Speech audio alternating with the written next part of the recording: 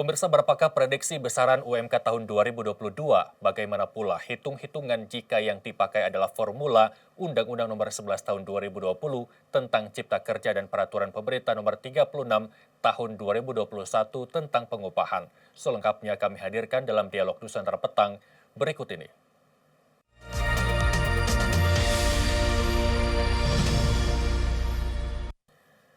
Sudah bergabung bersama kami Pak Surnadi, Dewan Pengupahan Nasional Republik Indonesia Unsur Pekerja atau Buruh. Selamat sore Pak Surnadi.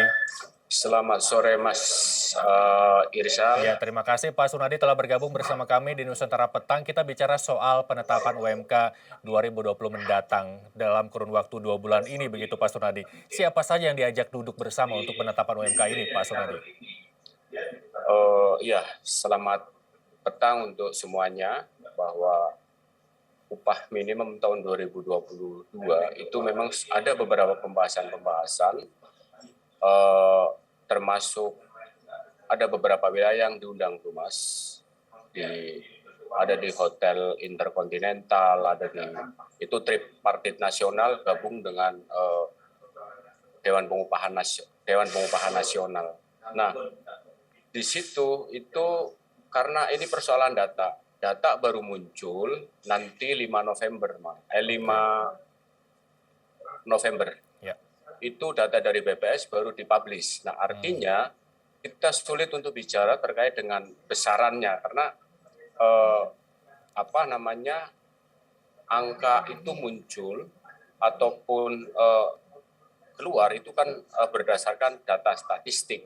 Dalam hal ini BPS yang punya kewenangan untuk mengeluarkan data itu baru Dewan Pengupahan untuk meramunya. Demikian, Mas. Baik, kalau kita sulit untuk memprediksi besarannya, paling tidak rumus umum penghitungan penetapan UMK setiap tahunnya ini bagi masyarakat awam seperti apa, Pak? Kalau rumusannya di Undang-Undang Cipta Kerja plus turunannya PP 36 itu mengacu kepada pertumbuhan ekonomi PE ya dan atau inflasi. Oke. Jadi tapi dipilih yang tertinggi. Kalau inflasinya lebih tinggi berarti kita harus memilih inflasi. Nah, tadi saya belum jawab terkait dengan ada kawan-kawan yang menuntut 7 sampai 10%. Ya. Itu memang data survei yang dilakukan oleh salah satu serikat. Kan itu hal yang wajar, itu dimunculkan, itu sangat wajar karena mereka survei, mereka punya data duluan. Ya. Nah, soal kenaikan upah di tahun 2022 nanti berlaku hanya untuk masa kerja yang baru masuk di tahun 2022. Oke. Nah, biar jangan salah paham ini teman-teman pekerja buruh, kalau yang di atas 1 tahun gimana? Kita mengacu kepada pasal 90A Undang-Undang Cipta Kerja.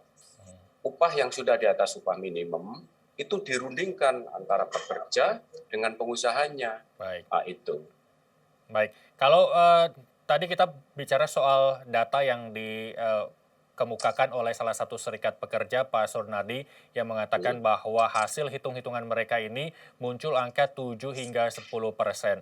Apakah data yang dipakai oleh para serikat untuk menentukan besaran kenaikan UMK ini berbeda dengan apa yang dipakai atau rumus yang dipakai oleh pemerintah dalam penetapan UMK setiap tahunnya, Pak Surnadi? Beda, karena kalau itu kan survei pasar. Datanya dia melakukan survei ke pasar, terus muncul data dari yang disurvei itu 60 komponen, 60 item komponen. Ya. Nah, kalau yang dari teman-teman serikat pekerja serikat buruh kemarin itu pakai 60 komponen. Nah, sebenarnya di Permen 18 tahun 2020 64, ini ada yang kelewat juga gitu. Ya. Tapi memang angkanya ternyata 7 sampai 10%. Tapi bukan di situ, karena kita bicara data yang ada, data yang diamanatkan oleh Undang-Undang Cipta Kerja dan PP 36, maka data statistik yang dipakai. Nah, cuman sekali lagi saya katakan bahwa kenaikan upah ataupun turunnya upah, saya nggak ngomong upah akan turun, upah akan naik, tapi penetapannya. Ya. Nah, penetapan upah nanti di tahun 2022 itu berlaku untuk pekerja yang baru masuk di tahun 2022. Baik. Itu. Ya.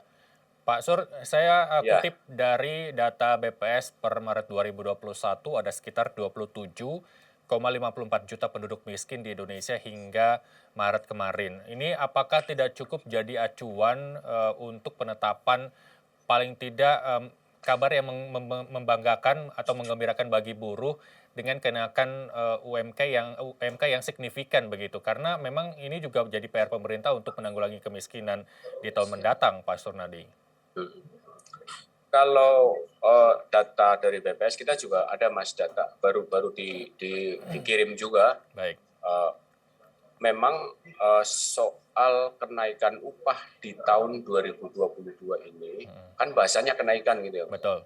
Jadi itu belum menghitung sampai ke situ Mas. Oke. Gitu. Kita belum hitung. Memang kalau soal cacahannya itu sudah ketemu. Sudah ketemu rumusannya, ada batas atas, batas bawah gitu. Nah, itu sudah tinggal BPS tanggal 5, tanggal 6, tanggal 7 kita proses, itu sudah bisa ditetapkan karena kan maksimal tanggal 21 November itu upah minimum provinsi itu harus sudah ditetapkan. Baik. Ya, nampaknya ini para serikat pekerja di Indonesia yang mengeluarkan angka 7 hingga 10% mungkin memang sangat optimis begitu ya. Tapi realitanya setiap tahun tidak sampai menyentuh angka 7 bahkan 6 pun tidak begitu. Kalau saya salah tolong koreksi. Apakah ini suatu angan-angan atau bisa saja terwujud atau bahkan apa kendala yang mungkin tidak akan terwujud 7 hingga 10% ini Pak Surnadi?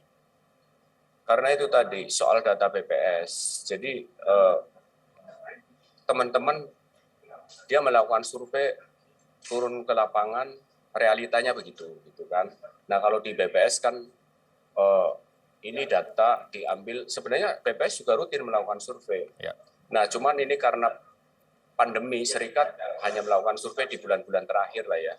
Di bulan terakhir dia melakukan survei, ada geliat, ada gairah ekonomi kita itu agak ada gairah itu di bulan September, Oktober, November ini. Nah ini kan masuk dalam kategori kuartal 4 ya, kuartal terakhir di pertumbuhan ekonomi ataupun inflasinya Mas. Jadi kalau soal kenaikan, saya yakin setiap pekerja atau buruh ingin upahnya itu naik tinggi, udah pasti itu.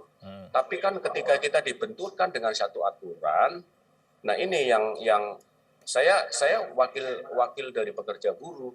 Cuman ketika kita membahas soal regulasi, jangan-jangan nanti kita digugat juga sama kawan-kawan Apindo ketika kita memaksakan kehendak untuk menetapkan upah keluar dari koridor yang ada. Jadi ada benturan antara buruh dengan para pengusaha begitu Pak Surnadi ya.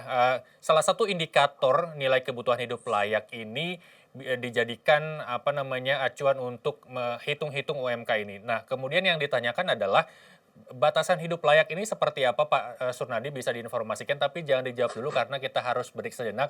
Pemirsa Nusantara Petang akan kembali usai jeda.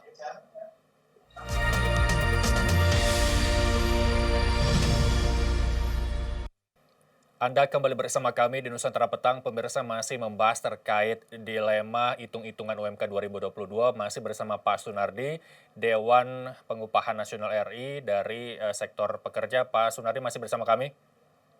Mas. Ya, Pak, ini tadi saya katakan indikator salah satunya untuk penentuan UMK setiap tahunnya adalah nilai kebutuhan hidup layak. Tapi masalahnya di masa pandemi ini, hidup layak bisa makan aja itu bisa dikatakan hidup layak. Nah ini batasan hidup layak menurut hitung-hitungan yang dipakai untuk penetapan UMK seperti apa Pak Sur?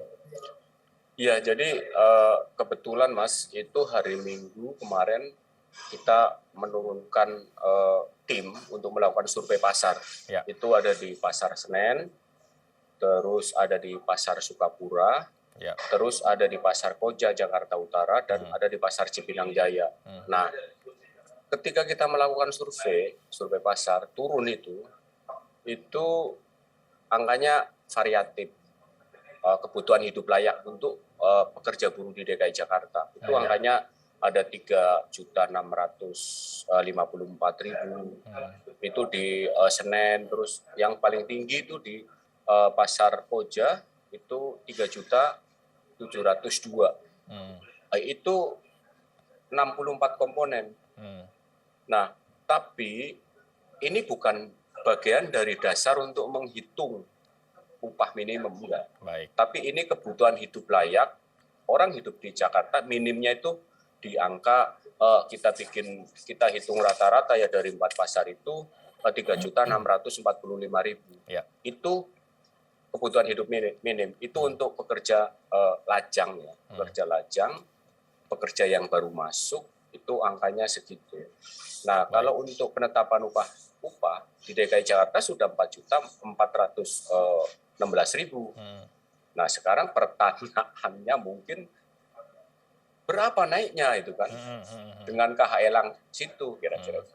Baik, Pak Sur, ini kondisi yang sangat kontras ketika UMK DKI Jakarta bisa dikatakan paling tinggi dibanding wilayah lain. Bagaimana dengan UMK yang jauh di bawah Jakarta tapi kebutuhan hidupnya tinggi begitu? Ada beberapa daerah yang memang kebutuhan sesuatunya kebutuhan pokok lebih mahal daripada Jakarta, tapi padahal UMK-nya lebih rendah daripada Jakarta. Ini bagaimana Anda menanggapi kondisi seperti ini? Apakah perlu adanya penyamarataan UMK di wilayah lain dengan Jakarta? Seperti apa? Ya, saya kasih contoh Kerawang, UMK terbesar di Indonesia. Ya, itu hanya pembatasnya adalah kali, Mas. Kali. Ya, Kerawang dengan sebelah sana Kerawang berarti Purwakarta. Itu sudah beda jutaan. Nah, ini kan ada rasa tidak adil. Nah, untuk pemerataan makanya kemarin ceritanya keluar PP 78. PP 78 ternyata tidak menyelesaikan masalah. Nah, sekarang 36 dibikin bawah batas atas, Mas. Jadi batas bawah itu levelnya paling rendah adalah di batas garis kemiskinan. Kalau batas atasnya angkanya kurang lebih 5.115.000.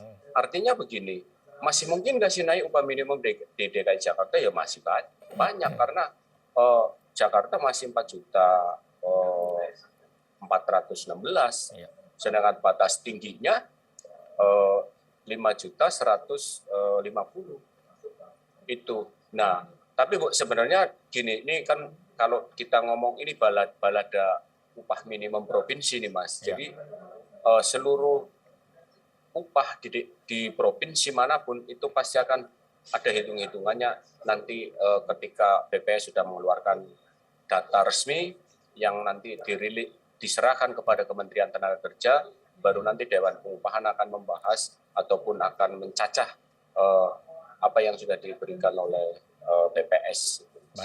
Baik, Pak Sur, kita beralih ke bagian pengusaha nih. Rasa-rasanya pengusaha ini tidak perlu khawatir keberatan dengan kenaikan UMK yang cukup signifikan. Toh PHK besar-besaran juga sudah pernah terjadi ini alih-alih untuk minimalisir pengeluaran cash perusahaan. Kalau tadi Anda mengatakan ada benturan antara buruh dengan pengusaha, bagaimana Anda menanggapi hal ini dari sisi si pengusahanya?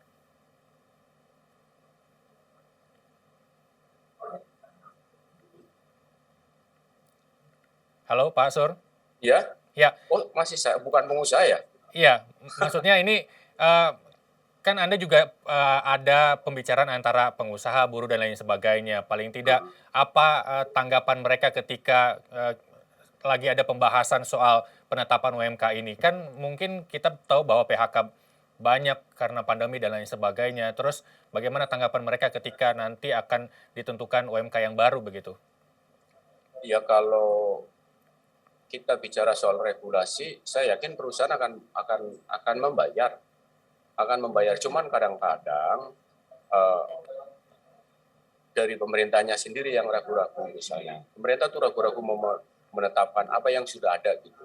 Nggak mau transparan terbuka. Mestinya ketika situasi kayak begini, ada survei dari serikat Lo pemerintah boleh dong melakukan survei atau paling tidak gerak cepat mengambil data tahun berapa, tahun 2020 bisa dilihat, tinggal nanti dihitung kok. Sebenarnya nggak sulit itu Mas, Ya. hitung, nggak sulit. Baik, baik, Tapi baik. saya yakin pengusaha akan melakukan